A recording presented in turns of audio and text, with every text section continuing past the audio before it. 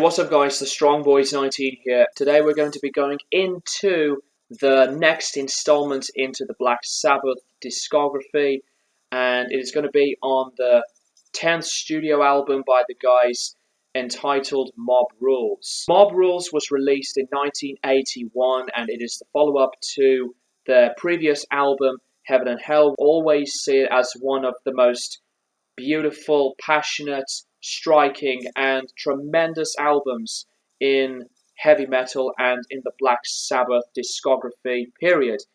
So after the completion of their last album, they went on tour heavily to promote it, but unfortunately during mid-tour, the band's original drummer, Bill Ward, decided to quit because of suffering with personal issues, and he was really drinking heavily. Bill decided to step out of the band mid-tour, and they replaced him with a guy named Vinny to take over his spot. And later on, Vinny would become Dio's drummer when he goes into his solo stuff after this album.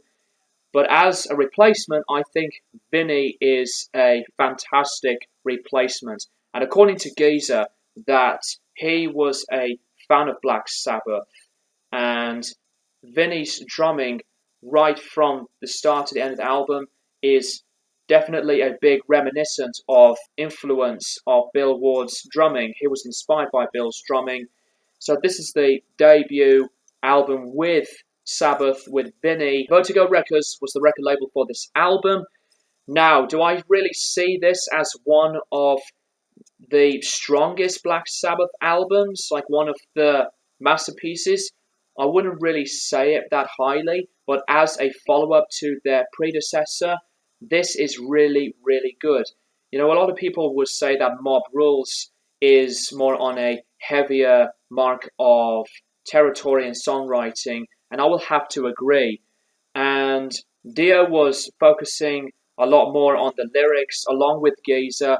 There is still like a continuation on that fantasy kind of lyricism, like on the last record, but some of the other lyrics can be more on a darker kind of vein, involving religion and stuff like that. And Martin Birch did the production for this album once again, and I think he did a very, very nice job. And the guitars sound gnarly, and the drums, from the way Vinny plays them, is fantastic.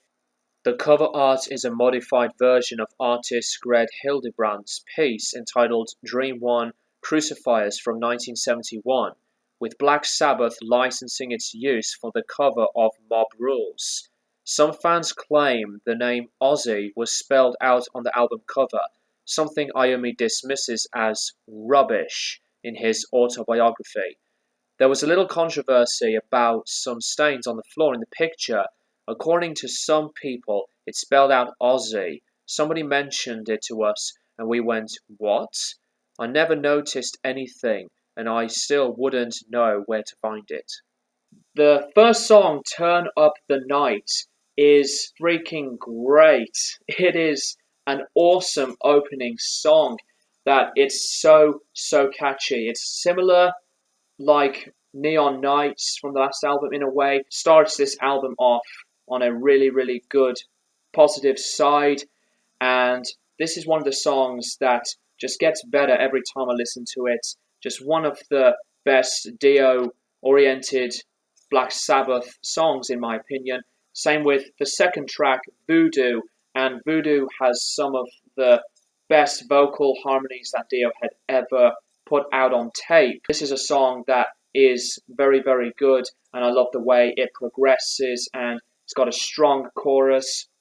In terms of the darker songs on the album, The Sign of the Southern Cross is a brilliant example. Soft, clean guitar tones acoustically in the beginning, and I find that Dio's soft and touching sounding cleans on his vocals really sets the mood into a different kind of atmosphere, and it just really gets better with some more action on heavier instrumentation, on guitar riffs. It's a bit like Children of the Sea in a way, but The Sign of the Southern Cross is, like melodic, but it is on a deeper term. Another song that is brilliant is Mob Rules, the title track. Now, correct me about this, guys. I believe it's either an alternate version or the album version that Sabbath did inside John Lennon's house, which I did not know about that until recently, which blew my mind. Is it either the album version or the alternate version of this track that they recorded this one at Lennon's house? Please let me know. But this is a song that has so much energy. It is, in your face. One of the aggressive songs on this entire album. One of the strongest tracks on here. Speaking of different kinds of lyrics, we go to Country Girl. Country Girl can be a little bit of a turn-off for some Sabbath fans because of a little bit of a romance style of lyrics from Dio's lyric writing. But I don't really see that as a put-off, because I do like Dio decides to expand into different types of things and topics on lyrics. Like when Geezer did it on some of the previous Sabbath albums, from Satanism to politics, wars to mythology.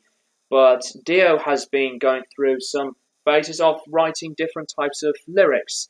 And I think Country Girl is a brilliant song. Another song that is one of my favorites is Falling Off the Edge of the World, and this is a song that is similar to The Sign of the Southern Cross. This is one of the songs that is on a mid-tempo, but I think that Dio's vocals on this one is really, really, really good. In terms of one of my least favorites, the last track, Over and Over, I wouldn't say it as a bad song, but it's not one of my favorites. A little bit meandering. It goes a little bit too long for me, and it just doesn't have a huge defining moment of a closer like Lonely is the Word on the last album. Lonely is the Word has more on a complete feel for me, but Over and Over is not that bad of a song, and some moments later on the album, not weak, but not as strong. Mob Rules, as a follow-up,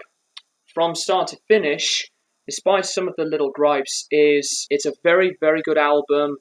And let me know what you think of Mob Rules in the comments below. And I really like that the sound got into a darker sound for this one, and not as a hugely epic fantasy journey style of lyric writing from the previous album. And Mob Rules takes things down into something heavier. I'm going to give Mob Rules by Black Sabbath an 8 out of 10. Thank you guys for watching, and I'll keep you guys posted for more videos in the near future.